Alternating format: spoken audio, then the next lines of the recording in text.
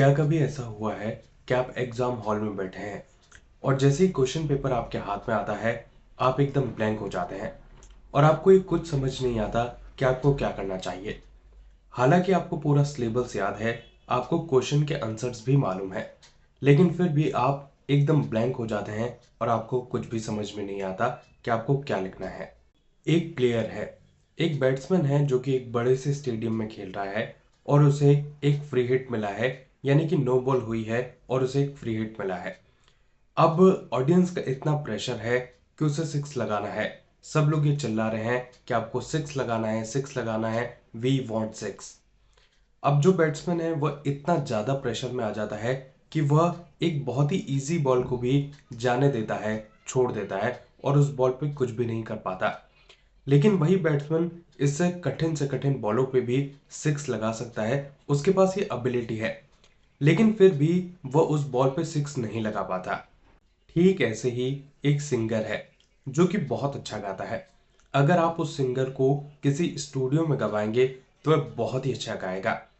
अगर वो कोई छोटी सी महफिल होगी, अगर आप उस सिंगर को उसमें गवाएंगे तो उस महफिल में भी वह एक समा बांधेगा और बहुत ही अच्छा गाना गाएगा। लेकिन उसी सिंगर को जब एक बड़े हुजूम के सामने गाना पड़ता है, तब वह नर्वस हो जाता है और उसके वर्ड्स फंबल करने लगते हैं और वह ठीक से गा नहीं पाता। हालांकि उसके पास ये एबिलिटी है कि वह बहुत अच्छा गा सकता है, उसका रियाज भी बहुत पक्का है। लेकिन ऐसा क्या हो जाता है कि वह उस बड़े हुजूम के सामने इतनी सारी गलतियां कर देता है। ठीक ऐसे ही अब एक और एग्जांपल लेते हैं। मान लीजिए कि आपको गाड़ी चलाना आता है और आप बहुत ही अच्छी गाड़ी चलाना जानते हैं। अब आपको अपना ड्राइविंग लाइसेंस बनाना है, तो उसके लिए आपको ड्राइविंग लाइसेंस बनाने के लिए एक टेस्ट देना पड़ेगा, जहां पर आपको गाड़ी एक 8 में चलाकर बतानी पड़ेगी। लेकिन जैसे ही आप वहां पर गाड़ी चलाने जाते हैं, आप फेल हो जाते हैं। हालांकि आप बहुत ही अच्छी तरीके से गाड़ी चलाना जानते हैं और आपने घर में कई बार प्रैक्टिस भी की है, लेकिन इसके बावजूद भी आप फेल हो जाते हैं, नर्वस हो जाते हैं। तो आखिरकार ऐसा क्यों होता है? इसके पीछे एक साइकोलॉजिकल फिनोमेना है जिसे चोकिंग कहा जाता है। यानी कि जब भी कोई इंपॉर्टेंट इवेंट आता है, हम ब्लैंक कर जाते हैं, हम चोक हो जाते हैं, हम एकदम से रुक जाते हैं, जबकि हमारे पास एबिलिटी होती है, लेकिन फिर भी ऐसा होता है।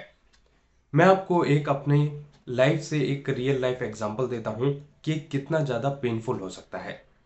मैं एक भैया को जानता हूं जो कि गवर्नमेंट सर्विस की तैयारी कर रहे थे और उस सर्विस के लिए एक एग्ज़ाम ज़रूरी था जिसे सीपीसीटी कहा जाता है।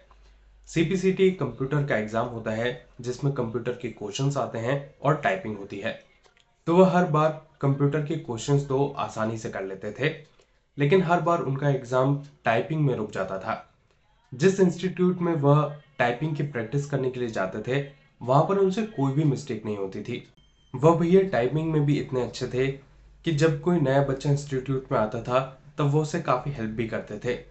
लेकिन वही भैया जब किसी बड़े एग्जाम में बैठने के लिए जाते थे, जहाँ पे उन्हें सीपीसीटी का एग्जाम देना होता था, तब वो उस एग्जाम को क्लियर नहीं कर पाते थे और वो इससे काफ़ी ज़्यादा परेशान हो गए। ऐसा एक बार हुआ, दो बार हुआ, तीन बार हुआ, चार बार हुआ, तो उनकी बहुत ही ज़्यादा हिम्मत टूट गई और फिर उनकी इच्छा ही नहीं होती थी कि वह एग्ज़ाम देने के लिए जाए। लेकिन फिर भी आसपास के लोग उन्हें मोटिवेट करते थे कि आपको एग्ज़ाम देना चाहिए, और ऐसा लगातार होता रहा और वो लगातार 8 से 9 बार उसी एग्ज़ाम में फेल होते रहे और इस तरीके से उनकी हिम्मत बहुत ही ज़्यादा टूट गई। लेकिन फिर उन्होंने कुछ तरीकों को अपनाया, कुछ चीज़ों को प्रैक्टिस किया और फिर 10th अटेम्प्ट में उनका ये एग्ज़ाम क्लियर हो पाया। तो मैंने उन्हें देखा है, तो मैं ये समझ सकता हूँ कि कितना ज़्यादा चैलेंजिंग होता है। वो बहुत ही ज़्यादा डिप्रेस भी रहने लगे थे। तो अगर हम चोकिंग से बार बार गुजर रहे हैं, तो ऐसे कौन से हम कुछ तरीकों को अपना सकते हैं जिससे चोकिंग का जब हमें सामना करना पड़े, तब हमें थोड़ा रिलैक्स हम कर पाएं और हम अपनी एबिलिटी को सही तरीके से प्ले कर पाएं। पहला तरीका है ब्रीदिंग डीपली। यानी कि जब आप किसी ऐसे सिचुएशन में फंस जाएं जहां पर आप चोक करने लगे, तब आपको एक गहरी सांस लेनी है और अपने फेफड़ों को हवा से भर लेना है। क्योंकि जब हम सांस लेते हैं, तब हम ज़्यादा ऑक्सीजन खींच पाते हैं और ये ऑक्सीजन आपके ब्रेन तक जाती है और आपके ब्रेन फॉग को कम करती है। इस तरीके से आप अगर आप चोकिंग करते हैं तो कुछ पल के लिए आपको रिलैक्स मिल सकता है और फिर आप अपनी एबिलिटी पर वापस लौट सकते हैं। दूसरा तरीका है विजुअलाइजेशन।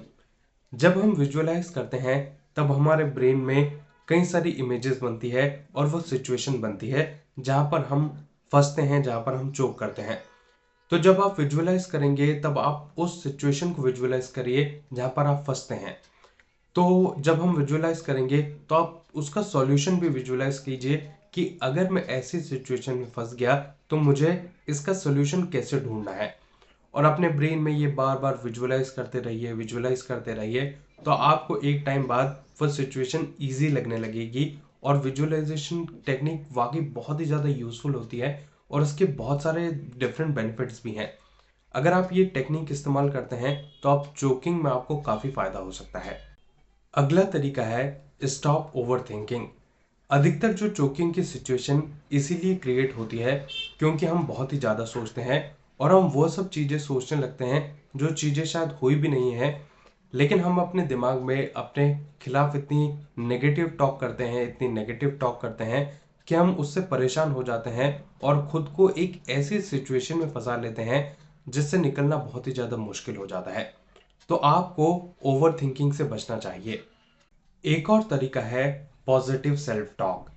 जब हम खुद से पॉजिटिवली बात करते हैं, जब हम खुद को एक पॉजिटिव रिस्पॉन्स देते हैं, एक पॉजिटिव थॉट देते हैं, तो हमारा दिमाग भी पॉजिटिविटी में चलता है, सकारात्मकता में चलता है। इसीलिए आप खुद से किसी भी एक पॉजिटिव थॉट के बारे में सोचिए या फिर आप किसी कोट को पढ़ सकते हैं, किसी मंत्र को चैंट कर सकते हैं, लेकिन किसी भी तरीके से आपको खुद को पॉजिटिव रखना होगा। एक और तरीका है पॉजिटिव सेल्फ टॉक। जब हम खुद से पॉजिटिवली बात करते हैं, जब हम खुद को एक पॉजिटिव रिस्पॉन्स देते हैं, एक पॉजिटिव थॉट देते हैं, तो हमारा दिमाग भी पॉजिटिविटी में चलता है, सकारात्मकता में चलता है। इसीलिए आप खुद से किसी भी एक पॉजिटिव थॉट के बारे में सोचिए या फिर आप किसी कोट को पढ़ सकते हैं, किसी मंत्र को चैंट कर सकते हैं, लेकिन किसी भी तरीके से आपको खुद को पॉजिटिव रखना होगा। एक लास्ट तरीका है जो मुझे बहुत ही ज़्यादा यूज़फुल लगता है, वो ये कि आप जितने मॉक टेस्ट दे सकते हैं उतना दीजिए। अगर आप किसी एग्ज़ाम की तैयारी कर रहे हैं तो आप खुद को उस सिचुएशन में बार बार डालिए जहाँ पर आप उस क्वेश्चन पेपर को सॉल्व कर रहे हैं। और जब आप बार बार मॉक टेस्ट देंगे तो जब आप मेन एग्ज़ाम में बैठने जाएंगे तब आपका डर उतना ही कम होता जाएगा। और सिर्फ ये स्टडी के लिए नहीं बोल रहा हूँ मैं, बल्कि हर वह तरीका जिसमें आप फंसते हैं उसे अपने आसपास के एनवायरनमेंट से एक बार फिर से रिक्रिएट करने की कोशिश कीजिए।